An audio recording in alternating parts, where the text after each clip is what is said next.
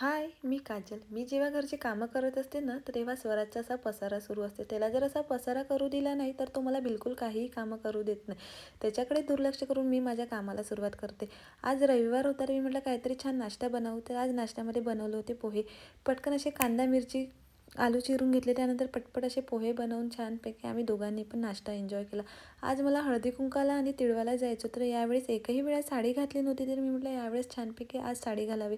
अशी छान छान साडी घालून गोड अशी तयार झाली. त्यानंतर हळदी कुंकवाला घेऊन मी गेली तिळव्याला. आम्ही तिळव्याला पोचलो. त्यानंतर तिथे खूप छान सुंदर असं तिने डेकोरेशन आणि छान रांगोळी काढली होती. हे जे डेकोरेशन बघत आहे ना, ती तिने पूर्ण स्वतः केले होते. त्यानंतर तिने छान मला असं वाण दिलं, तिळगुळ दिलं आणि त्यानंतर तिला म्हटलं एक छान उखाणं घे. तर